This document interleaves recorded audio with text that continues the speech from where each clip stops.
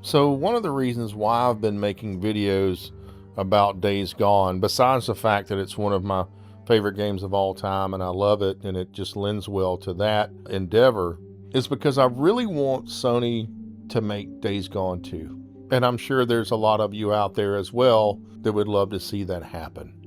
So that's what I want to cover in this video today. And I know there's been a lot of videos on YouTube asking Sony to make Days Gone 2. Most of them make the same kind of argument. We as the fans deserve it, and I agree we do. And that the first game was underrated, terribly underrated it was. And that in general, Sony's kind of making a mistake by not making it. And while I understand that perspective, I don't actually think those are the kind of arguments that would convince Sony to eventually make the sequel. You know, Sony's not a charity. It's a business. And publishers don't greenlight sequels because people ask nicely. They greenlight projects because they believe those projects have a realistic chance of making money, and that's what it's all about, unfortunately. So instead of asking whether Days Gone 2 deserves to exist, I think I would ask a different question. Would it actually make good business sense to make it? And I think the answer is yes. One of the strongest arguments for revisiting Days Gone is that despite its rocky launch, the game ultimately proved to be a significant commercial success.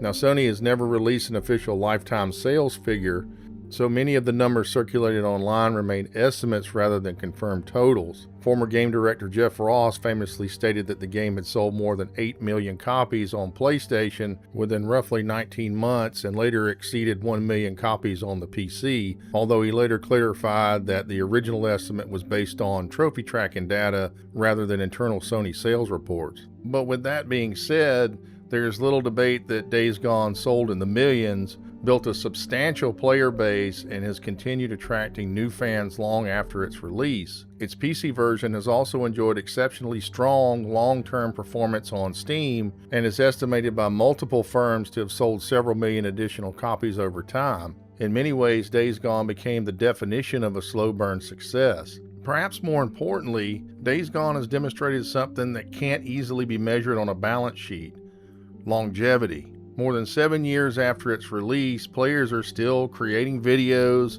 and regularly asking Sony, "Hey Sony, will you please make Days Gone 2? Few new intellectual properties maintain that level of engagement so long after launch. While not every successful game deserves a sequel, Days Gone has accomplished something that many critically acclaimed titles never do. It's built a loyal community that continues to grow over time. Sometimes a game's greatest success isn't how loudly it launches, but how long people continue to talk about it after everyone expected the conversation to end." So why did Sony decide not to move forward with Days Gone 2? Well, I'm sure a lot of you have heard this already, but Sony has never officially came out and given a reason why they didn't greenlight Days Gone 2. Although many players love the game, their reviews were middling at best, criticizing the repetitive missions, the pacing, the introduction of the game. And for first-party PlayStation exclusive games, these kind of reviews mattered to Sony. And a lot of the decision boiled down to the mixed critical reception of the game. And at the time, Days Gone had spent nearly 6 years in development, making it a long, expensive project for Ben Studio. And from Sony's perspective, approving a sequel meant committing to another massive investment. And if the executives weren't convinced that the first game had delivered the kind of return that they expected, it became much harder for them to justify another 6-year development cycle. Timing also worked against the game as well. When Ben Studio pitched the sequel, Sony was evaluating Days Gone based almost entirely on its launch performance. Around the same time, PlayStation was also doubling down on blockbuster franchises like God of War, The Last of Us, Ghost of Tsushima, and these games had either earned exceptional review scores or sold extremely well, or both. Compared to those titles, Days Gone simply looked like the weakest performer in Sony's lineup, making it a difficult sell despite its passionate fan base.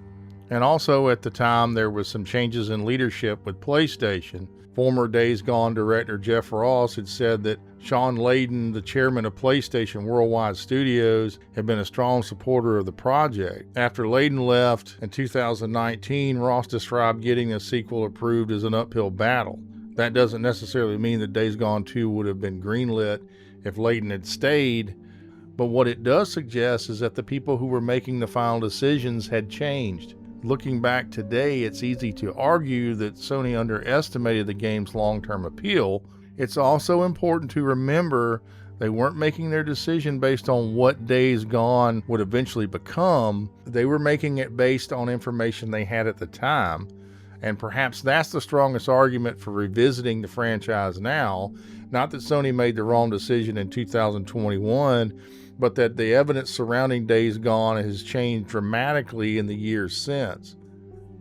And over the coming years, something unusual happened. Players kept discovering the game. The PC release introduced an entirely new audience, as well as the PlayStation 5 version and later the remaster release, which added graphical improvements and new game modes. All of these keep adding players to the base. And more importantly, the game's reputation steadily improved. Today, it's common to see discussions describing Days Gone as one of PlayStation's most underrated exclusives, and that kind of long-term success is incredibly valuable. And then there's the community that it's built over the last few years. Most single-player games slowly disappear from public conversation after they release, but Days Gone never really did. There still seems to be a tremendous amount of interest in this game. There's still videos being posted to YouTube all the time about the game and people reviewing it who have played it for the first time after all these years. And every time it goes on sale on Steam, that's a whole nother group of people that it's being exposed to for the first time. And perhaps the strongest argument isn't emotional, it's financial. You know, Sony's already invested enormous resources into building the Days Gone universe. The Freaker AI, the Horde technology, the software that was developed for all of that. You've already got the story, the characters, the sound design, everything's already there. Those aren't concepts that are going to have to be reinvented. They're foundations that already exist, and the sequel wouldn't have to begin from zero. It would begin from experience. And that's exactly what I've seen happen before. Some of gaming's greatest sequels weren't revolutionary because they abandoned everything that the first game had given us. They were successful because the first game solved all the hardest problems, and the sequel simply refined them. Think about games like Assassin's Creed 2, Red Dead Redemption 2. They weren't built from scratch. They were built upon strong foundational games and improved on nearly every aspect of the original. Days Gone is in a similar position. Many of the criticisms aimed at the first game weren't about its core ideas. They were about the execution.